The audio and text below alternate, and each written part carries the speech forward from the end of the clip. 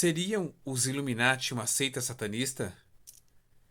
Quem foram os modeladores originais das narrativas de conversão do satanismo para o cristianismo, recheadas de teorias conspiracionistas? Por que o interesse no oculto aumentou exponencialmente, principalmente entre jovens dos Estados Unidos nas décadas de 1980 e 1990? Não confirma isso que os satanistas estariam tendo êxito nos seus planos de conquista? O que jornalistas e estudiosos sérios têm a nos dizer sobre o pânico satânico? Essas e outras questões serão abordadas nesse vídeo. Mas antes de eu entrar no assunto, eu quero pedir a você, que ainda não é inscrito nesse canal, que se inscreva no canal, que ative o sininho para receber as notificações, já curte esse post e comenta também, e compartilhe com seus colegas, com seus amigos, compartilhe nos seus grupos, para dar um apoio para a gente poder levar esse projeto de pesquisas adiante, tá bom? Eu vou falar para vocês sobre o pânico satânico, sensacionalismo e medo nos Estados Unidos. E vou lhes apresentar 5 traços da sociedade estadunidense que impulsionaram o pânico satânico em 1980 e 1990. O primeiro traço da sociedade estadunidense que impulsionou o pânico satânico foi o renascimento do fundamentalismo cristão. Um fenômeno ocorrido entre 1970, mais ou menos, e 1980, aonde o fundamentalismo cristão, né, de vertente evangélica, se torna extremamente relevante, se capilariza por todos os setores da sociedade estadunidense e faz e desenvolve de forma tal, dissemina de forma tal uma mentalidade, uma visão de mundo dualista, no qual o mundo estará dividido entre forças das trevas e forças da luz, força do bem e forças do mal, sendo que a igreja fundamentalista no caso, representaria os poderes das forças do bem, os poderes divinos, enquanto a sociedade estaria sob o domínio das forças do mal, em especial de uma espécie de força central que seriam os ocultistas, bruxos e satanistas, que teriam então a intenção, segundo os fundamentalistas cristãos, de conquistar o mundo, afastando a humanidade de Deus. Para isso, eles iriam começar a partir da América. E fariam isso de que forma? Minando as bases sociais e espirituais da América. A partir de determinados dispositivos, que seriam os dispositivos, as práticas culturais. Em especial, diziam os fundamentalistas, os satanistas estariam usando a música, sobretudo o heavy metal, como modo de disseminação da sua cultura e de minar, né, a espiritualidade norte-americana, e também algumas práticas lúdicas que eram usadas nos lares pelos jovens e adolescentes, em especial, que seriam os RPGs, Roller Player Game. Na verdade, eles tinham em visão, em foco, em especial um chamado Dungeons and Dragons, que deu origem, inclusive, àquele desenho A Caverna do Dragão. Né?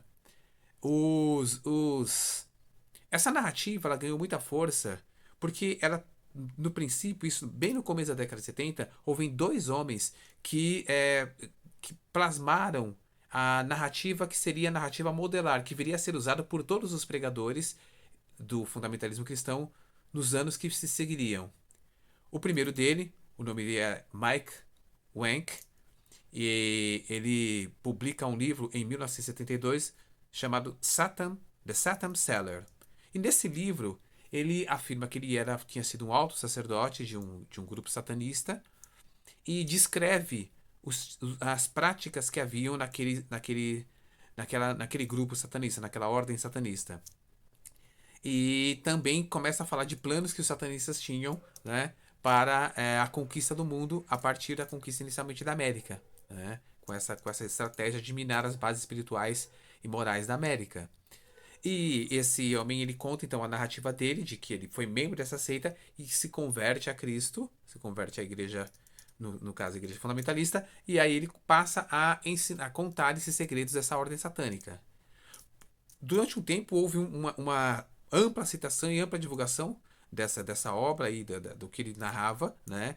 E muita credulidade da parte do público, mas alguns jornalistas e também alguns acadêmicos começaram a pesquisar e investigar e descobriram muitas inconsistências nas narrativas de Mike Wank. e começaram a desmentir muitas das coisas que ele disseram, e ele começou a perder um pouco da sua força. Mas, paralelamente a ele, já havia uma outra pessoa, um pregador itinerante, que nós chamamos de palestrante, né? Num cenário mais secular, um pregador itinerante chamado John Todd. E o John Todd, já também, mais ou menos na mesma época que o Mike Wank, o John Todd também começa a apresentar uma narrativa de conversão semelhante à do Michael Wank.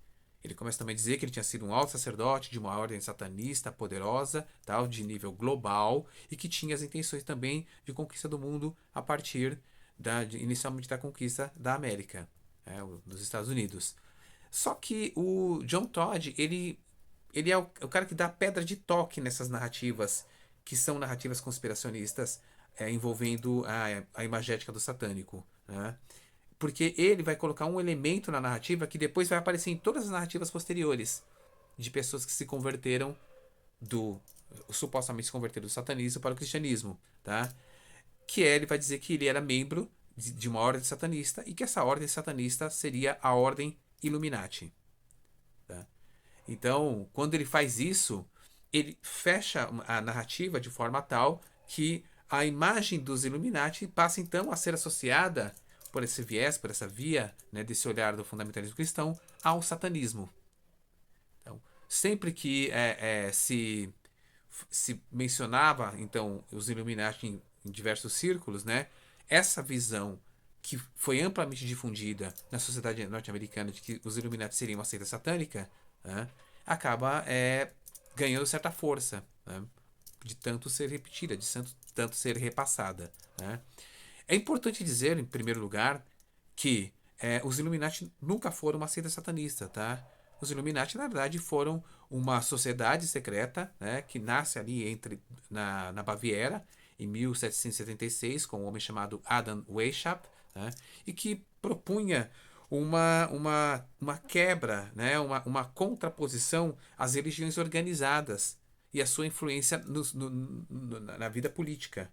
Também fazia uma afirmação de uma ruptura com os regimes monárquicos, tá? E apregoavam os ideais de liberdade e de igualdade, de modo muito semelhante aos filósofos do iluminismo. Na verdade, há uma correlação dos Illuminati com essa ideia iluminista de liberdade, tá? Essa sociedade teve seus conflitos inclusive com a própria maçonaria, mas, de um modo geral, não era uma ordem, historicamente falando, não era uma ordem satanista ou um grupo satanista, e sim uma sociedade secreta, como outras sociedades secretas que já haviam antes que sucederam. Tá? E também agora é importante destacar que, apesar da narrativa do Michael Wank e do John Todd terem se tornado narrativas modelares, ou seja, narrativas que sempre que pregadores se afirmavam como convertidos ao cristianismo a partir do satanismo, eles vão usar essa mesma narrativa como modelo.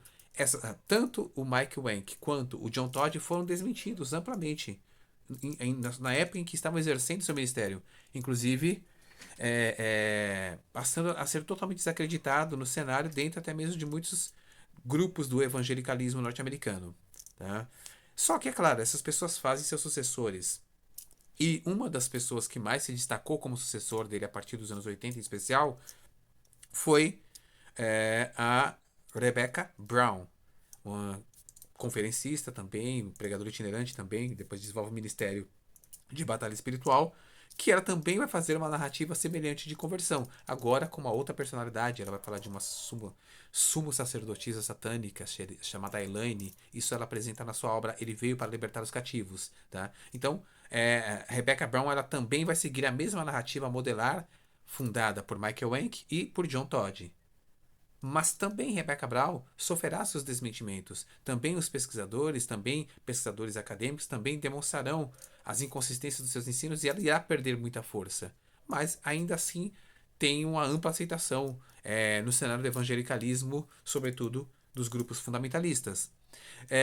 Uma outra personalidade que também seguiu a mesma narrativa modelar foi, aqui no Brasil, o Daniel Mastral. O Daniel Mastral, né, autor da série de livros Filho do Fogo e também de outras obras de sucesso, né, foi também uma pessoa que seguiu a mesma narrativa modelar de conversão, de passagem do satanismo para o cristianismo, inclusive com o elemento de ordem Illuminati, com essa ideia de uma conspiração global de satanistas para dominar o mundo a partir da América.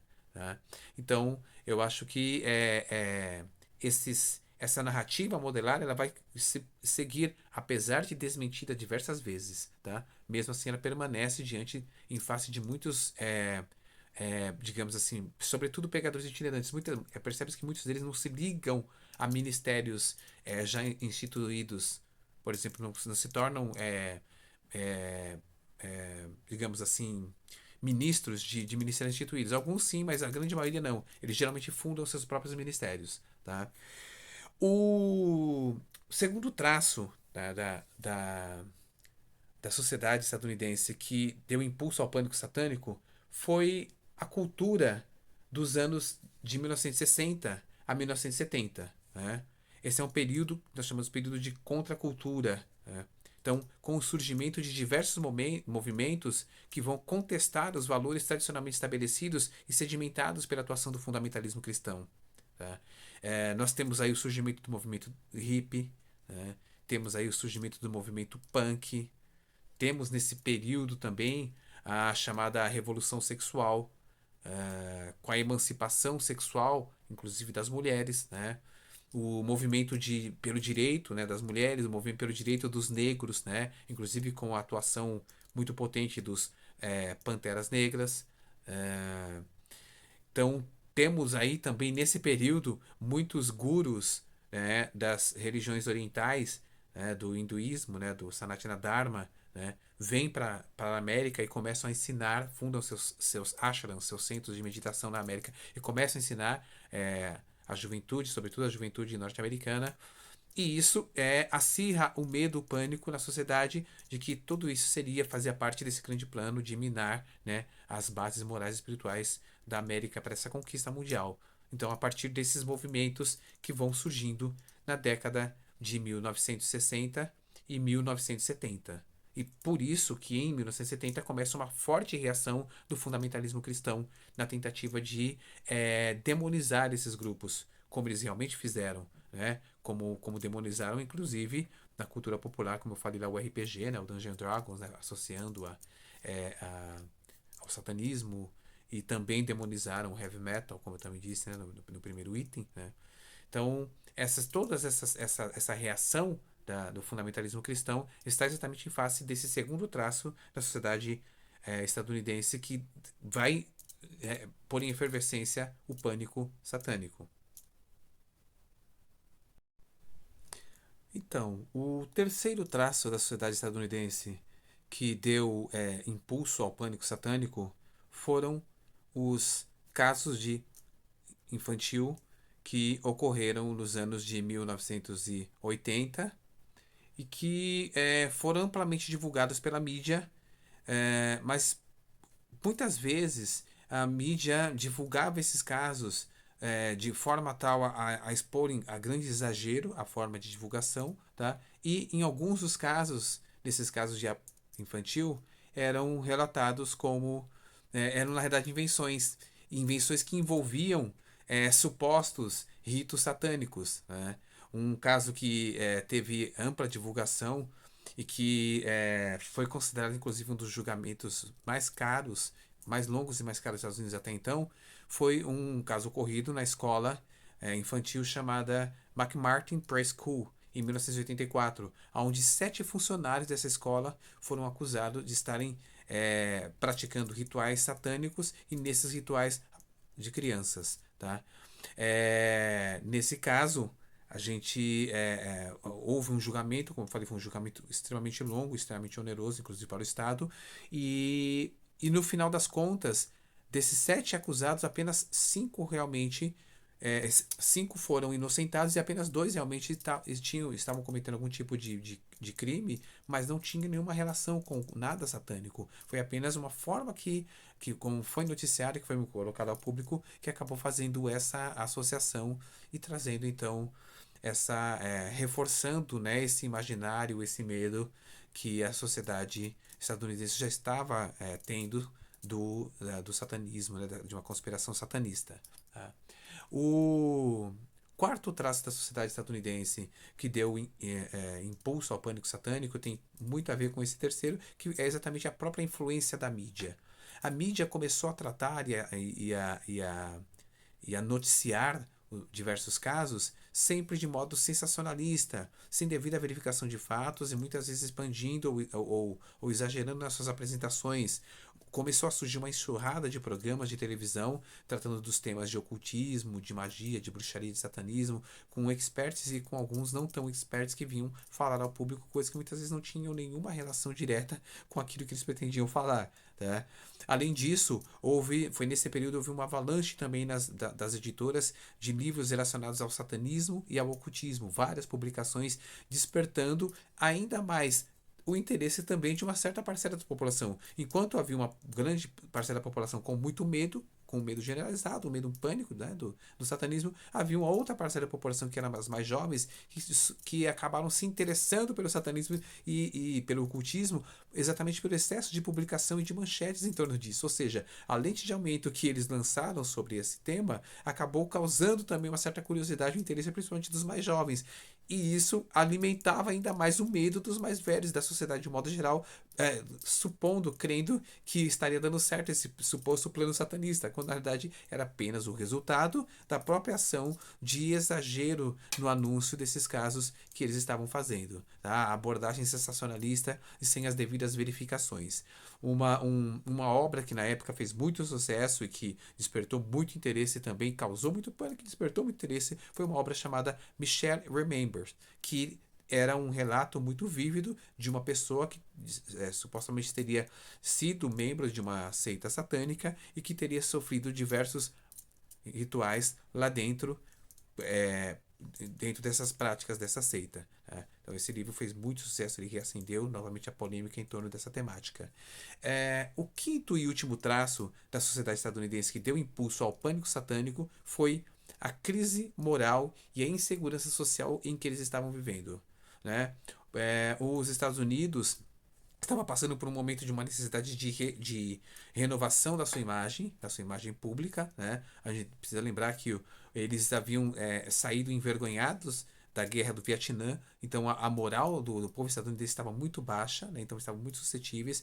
Eles estavam passando por um problema, uma grave crise econômica, uma crise intensa econômica, e inclusive foi um período que eles começaram a avançar muito, sobretudo sobre países do Oriente, atrás de tomar para si os seus recursos, com justificativas, é claro que eles sempre fazem suas justificativas, mas a gente sabe que no fundo havia muito mais o interesse nos recursos naturais dos países do Oriente Médio em especial, né? Então eles suscitando diversas revoltas lá dentro e também fazendo diversas incursões, invasões a países do Oriente Médio, né? E também um fenômeno que se acentuou foi a mudança da estrutura familiar, sobretudo ocorrida no meados dos anos 80, quando o número de divórcios começou a aumentar exponencialmente nos Estados Unidos, as mulheres que haviam conseguido maior emancipação, né, adentrando com mais intensidade, com mais direitos no mercado de trabalho, sobretudo a partir da década de 60, da década de 70, agora nos anos 80, muitas delas não estavam se submetendo a certas condições que lhes eram impostas e passam então a ingressar no mercado de trabalho e se verem muito mais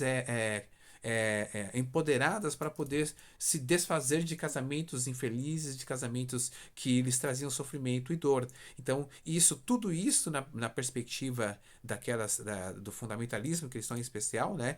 E dessa visão que ele disseminou para a sociedade norte-americana, fez com que se acreditasse então que esses planos de minar a família, de minar as bases espirituais e morais da América estavam funcionando, fazendo com que o pânico aumentasse.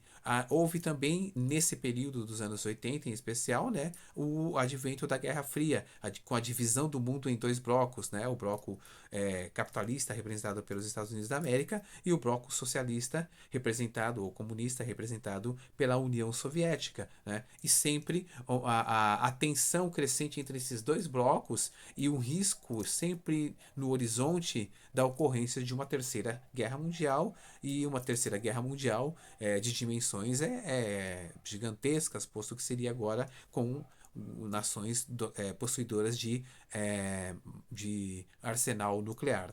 Né? Então, esses são os 5 traços da sociedade estadunidense que impulsionaram o pânico satânico. Né? Eu resolvi falar desses 5 traços hoje para vocês e falar desse fenômeno, porque estamos vivendo um período. O Brasil teve o seu momento, né, nos anos, principalmente final dos anos 80 e começo dos anos 90. Essa onda do pânico cidadão começa também a se apresentar no cenário brasileiro, né? A gente vai ver diversas manchetes sensacionalistas falando de ritos satânicos, inclusive diversos casos tristes de pessoas sendo muitas vezes ou julgadas ou mortas ou linchadas, né, por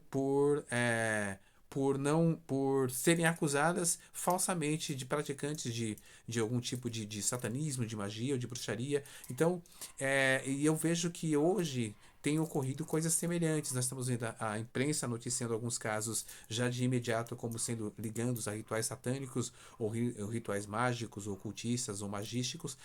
E isso pode trazer muito prejuízo, muita dor, e pessoas inocentes podem vir a pagar, né, por, por essa até irresponsabilidade, muitas vezes, da forma como esse tipo de caso tem sido noticiado. Né? Fora isso, nós vemos também algumas personalidades que são do fundamentalismo evangélico ou que estão iniciando sua caminhada no fundamentalismo evangélico e que se pretendem também elucidadores, né, desses supostos crimes rituais e que podem, na realidade, ainda trazer mais à tona, trazer mais, digamos assim, incendiar ainda mais esse pânico satânico que parece já começa a se insinuar também sobre a nossa sociedade nos dias atuais. Eu quero dizer para você que se você gostou desse vídeo, não deixe de curtir, não deixe de compartilhar com as pessoas, comenta aí embaixo o que você achou desse tema,